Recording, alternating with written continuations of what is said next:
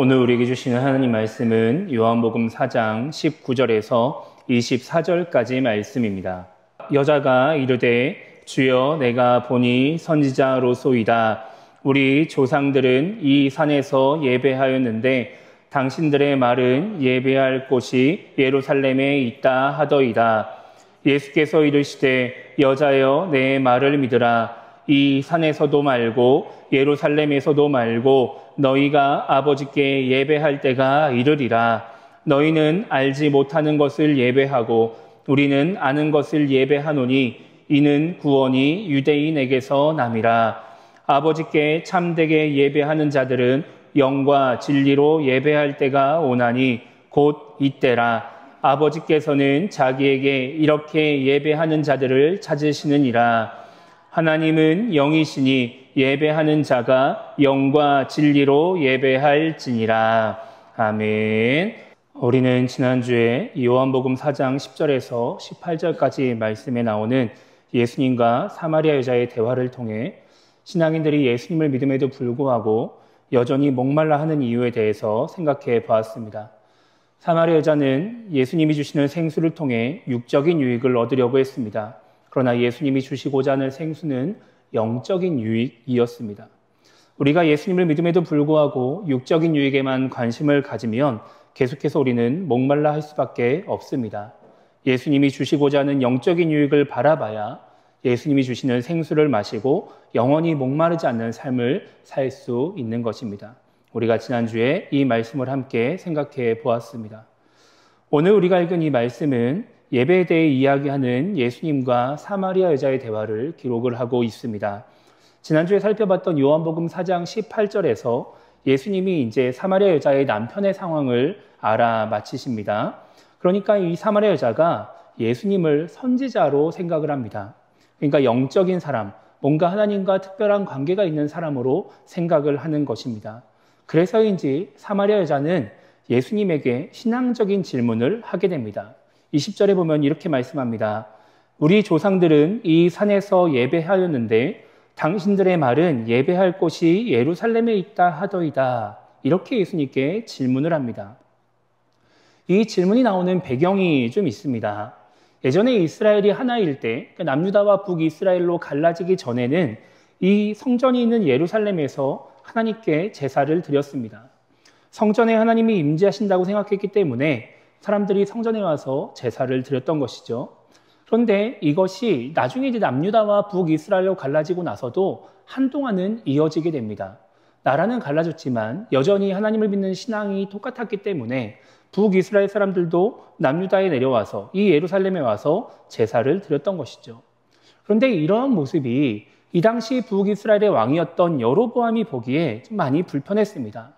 사람들이 예배를 핑계로 자꾸 남유다에 가서 예배를 드리고 또 그 사람들을 만나고 돌아오면 뭔가 그 남유다의 영향을 받아서 자신을 배신할 것 같다는 생각을 하게 되는 것입니다. 그래서 열왕기상 12장을 보면은 여로보암은 이 북이스라엘 사람들이 남유다로 가는 길을 막아버리고 그리고 금송아지 2개를 만듭니다. 그리고 그 금송아지를 베델과 단이라고 하는 곳에 하나씩 배치하고 그곳에서 사람들에게 예배를 드리도록 제사를 드리도록 이제 명령을 하게 됩니다. 그리고 레위 사람들은 율법을 따라서 그 금송아지에게 제사를 드리지 않을 것이기 때문에 자기 마음대로 그냥 북이스라엘 백성들 중에서 자기 마음에 드는 사람들을 제사장으로 임명해서 그렇게 신앙생활을 하도록 인도하는 것이죠. 그래서 이 성경에 보면은 이 시기에 원래 북이스라엘에 머물고 있던 제사장들과 레위인들이 다 남쪽으로 내려오게 됩니다. 자신들이 할 수 있는 일이 없으니까. 그곳은 하나님을 섬기지 않고 금송아지를 섬기니까 그냥 남쪽으로 내려와 버리게 되는 것이죠. 그렇게 이게 남유다와 북이스라엘이 각각 이제 신앙생활을 하다가 시간이 흘러서 이제 북이스라엘이 아수르에 멸망을 당하게 됩니다. 그리고 멸망을 당한 북이스라엘에 이제 아수르의 정책을 따라서 외국인들이 이사를 오면서 이 북이스라엘, 사마리아 지역에는 이 정통 이스라엘 핏줄이 아닌 혼혈 민족이 살게 되는 것이죠. 그렇게 이스라엘과 외국인들이 섞여서 혼혈을 이루어서 살게 되는데 그래도 지역적으로는 그 이스라엘 지역에 살고 있어서인지 이 당시 이스라엘의 문화와 종교성들은 계속해서 유지하고 있었습니다. 그러고 나서 또 시간이 흘러 이제 남유다가 멸망을 당합니다. 그리고 예루살렘 성전이 파괴가 되고 남유다에 있는 사람들이 바벨론으로 포로로 잡혀가게 되죠. 그리고 나서 시간이 흘러서 다시 이들이 돌아와서 예루살렘의 성전을 짓기 시작하는데 그때 사마리아 지역에 머물고 있던 이 혼혈 민족이 유대인들을 찾아와서 함께 성전을 짓자고 제안을 합니다. 우리도 혼혈이지만 하나님을 믿고 하나님께 제사를 드렸기 때문에 함께 예루살렘 성전을 건축해서 이제 함께 하나님께 예배를 드리자, 제사를 드리자 이런 식의 제안을 하는 거예요. 그런데 돌아온 유대인들 입장에서 지금 이 시대의 사마리아인들을 바라보듯이 이들은 정통 이스라엘 민족이 아니라 혼혈 민족이었기 때문에 율법적으로 부정한 사람들이었기 때문에 이들과 함께 성전을 지을 수가 없는 것이죠. 그래서 유대인들이 이들의 제안을 거부하게 됩니다.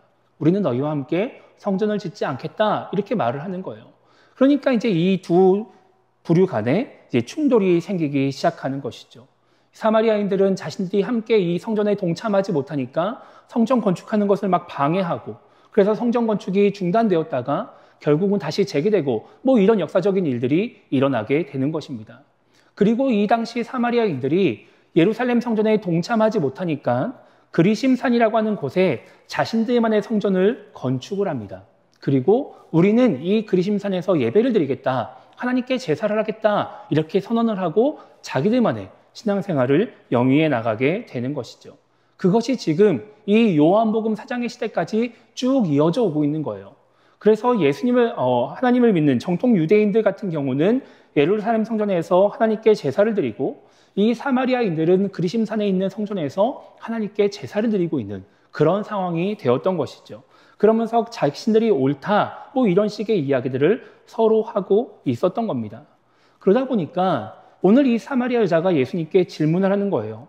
우리 조상들은 이 산에서 예배를 했는데 유대인들은 예루살렘에서 예배를 해야 된다고 합니다. 그럼 도대체 누가 맞는 것입니까? 여기서 예배를 해야 됩니까? 아니면 예루살렘에 가서 예배를 해야 됩니까? 이런 식의 질문을 예수님께 하는 겁니다. 이 질문을 받은 예수님이 21절에서 이렇게 대답을 하십니다. 여자여, 내 말을 믿으라. 이 산에서도 말고 예루살렘에서도 말고 너희가 아버지께 예배할 때가 이르리라 이렇게 말을 하죠. 사람들이 지금까지 하나님께 예배하는데 하나님께 제사를 드리는 데 있어서 가장 중요하게 여긴 것은 장소였습니다. 예루살렘이냐 그리심산이냐 이것을 되게 중요하게 여긴 거예요. 그런데 예수님은 이제 앞으로는 장소가 중요하지 않다라고 지금 말씀을 하고 계시는 겁니다.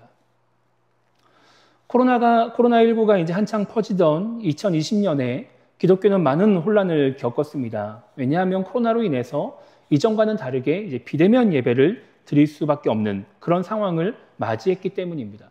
소위 온라인 예배를 그때부터 본격적으로 시작을 하게 되는 것이죠. 물론 큰 교회들은 이미 온라인 예배를 드리고 있었습니다. 그 전부터 유튜브를 통해서 여러 가지 매체를 통해서 온라인 예배를 드리고 있었어요. 그런데 이제 그 정도 규모가 되지 않는 그런 교회들은 온라인 예배를 드리지 않고 있었는데 이제는 모든 교회가 규모와 상관없이 온라인 예배를 드릴 수밖에 없는 그런 상황에 처하게 된 것입니다. 그때 교회 안에서 많은 논란이 있었습니다. 이 온라인 예배가 진짜 예배가 맞냐? 이 온라인으로 예배를 드리는 게 올바른 것이냐? 이런 것 때문에 목사님들 사이에서도 많은 논란이 있었고 많은 혼란이 있었습니다. 그때 온라인 예배도 온전한 예배다라고 말하시는 분들이 주장했던 그 근거가 오늘 우리가 읽은 이 요한복음 4장 말씀이었습니다. 특히 이 요한복음 4장 21절 말씀이 이분들의 이제 주장의 근거가 되었습니다. 우리가 어디서든지 예배할 수 있다. 꼭 이 산이 아니라 저 산이 아니라 우리가 어디서든지 예배할 수 있다. 예수님이 이렇게 말씀하셨다. 이렇게 주장을 하게 되는 것이죠. 이 말씀을 통해서 많은 신앙인들이 온라인 예배에 대한 죄책감, 부담감을 좀 덜게 되었습니다. 온라인 예배가 맞나? 의심했던 사람들도 온라인 예배도 괜찮구나 이런 생각을 하게 된 것이죠. 그래서 꼭 교회에 나가지 않아도 내가 집에 있든지 혹은 일터에 있든지 병원에 있든지 어디에 있든지 상관없이 예배를 드릴 수 있다 이런 생각을 하게 된 것입니다. 그런데 오늘 우리가 봤던 이 21절 말씀은 단지 예배를 드리는 장소가 중요하지 않다는 의미의 말씀이 아닙니다. 오늘 말씀 보면은 예수님이 이렇게 말씀하시죠. 앞으로 그리심산이나 예루살렘이나 이런 장소가 중요하지 않다라고 말씀하시면서 그 뒤에 뭐라고 말씀하시느냐? 너희가 아버지께 예배할 때가 이르리라 이렇게 말씀하세요.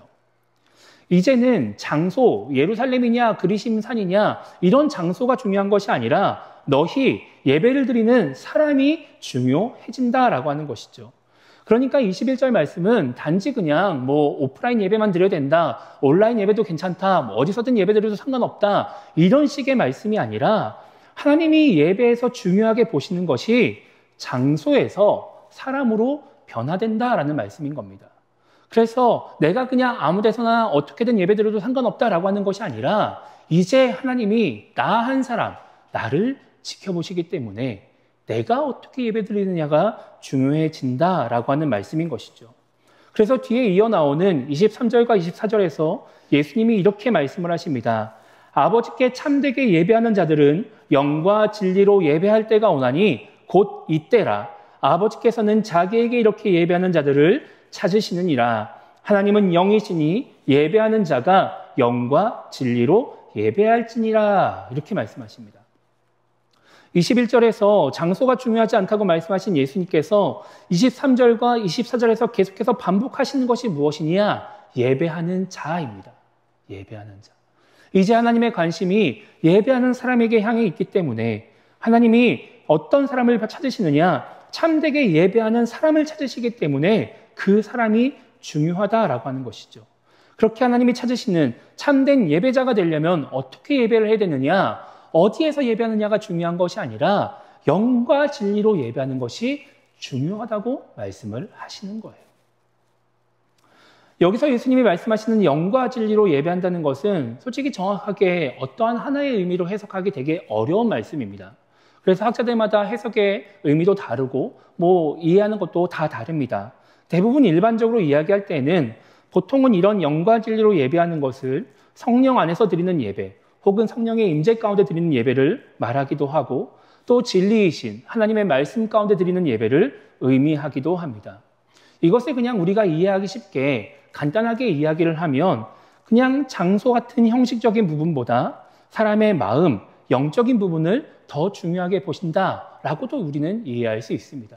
그러니까 하나님이 원하시는 예배가 어떤 예배냐? 우리가 온 마음을 다해 드리는 예배, 우리가 정말 예전 성경의 표현처럼 신령과 진정으로 드리는 예배를 하나님이 원하신다라고 하는 것이죠.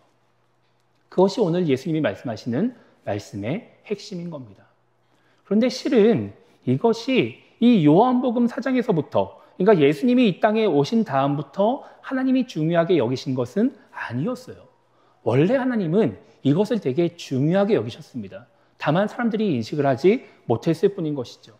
구약시대에 하나님이 율법에 따라 예배를 드리라고 말씀하셨을 때 형식을 중요하게 여기시는 것 같은 그때에도 하나님은 그 형식 안에 예배 안에 담겨있는 예배자의 마음, 예배자의 영적인 부분을 더 중요하게 여기셨습니다.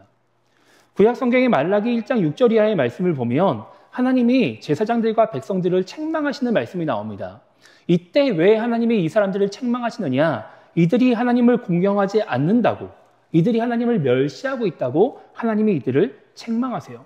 그런데 이 시기에 이 제사장들, 하나님의 백성들은 여전히 하나님께 제사를 드리고 있었습니다. 하나님께 예배를 드리고 있었어요.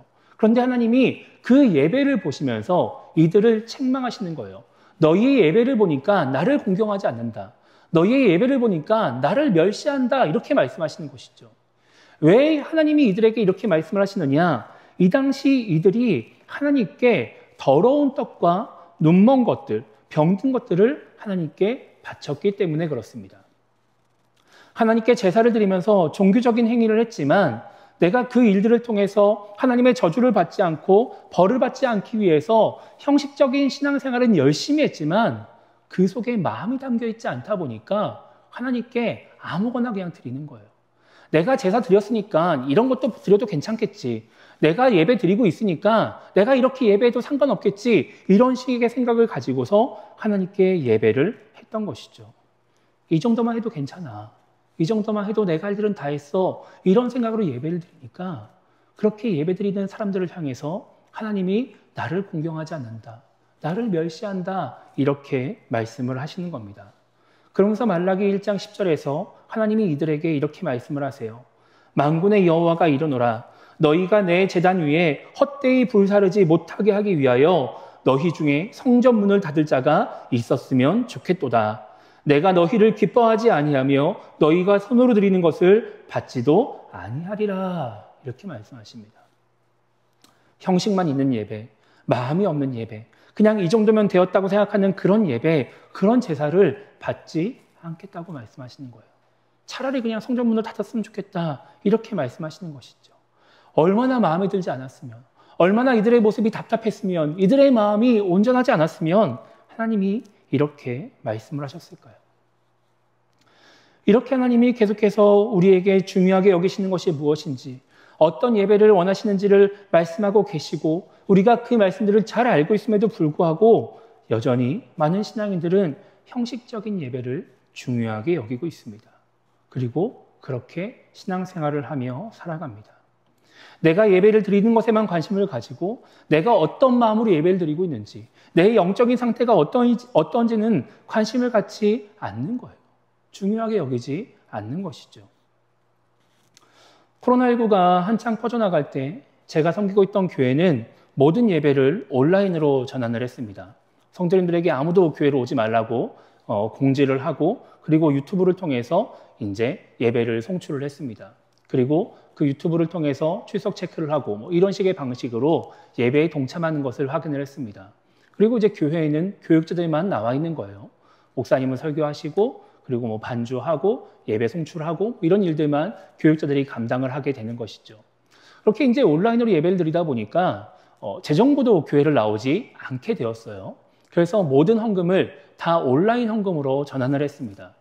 교회에 나와 있는 교육자들도 마찬가지인 거예요. 우리끼리만 이렇게 헌금해도 누가 개수할 사람이 없으니까 그냥 모든 교육자들도 온라인으로 교회 계좌로 입금을 하면서 하나님께 헌금을 드렸습니다. 그렇게 온라인 예배를 드리고 온라인으로 헌금을 하면서 이제 저의 루틴이 이제 그렇게 되는 거죠. 출근을 하고 나면은 교회를 좀 둘러보고, 그리고 사무실에 앉아서 이제 헌금 입금하고, 그리고 이제 예배 준비하고 예배 드리고 이런 식의 생활을 하는데, 그렇게 이제 몇 주를 반복하다 보니까 뭔가 제 안에 찝찝한 생각이 들기 시작했습니다. 뭔가 위화감 같은 게 드는 거예요. 뭔가 이상하다, 좀 이상하다 이런 생각이 드는 거죠. 이게 교회는 온라인 예배를 드려도 저는 교육자니까 오프라인 예배를 드려요. 그러니까 뭔가 특별하게 바뀐 게 없는데 뭔가 평소와는 다르다는 생각이 자꾸 드는 거예요. 그럼 왜 그런가 생각을 해보니까 제가 온라인 헌금하고 있는 태도에 문제가 있는 것을 발견을 했습니다. 그러니까 이게 몇 주가 이어지다 보니까 그냥 루틴이 되다 보니까 그냥 자리에 앉아서 그냥 핸드폰 들고서 계좌 이체를 그냥 하는 거예요. 교회 계좌로. 거기다가 양현민 11조 이렇게 써가지고 그냥 이체하고 말아버리는 것이죠.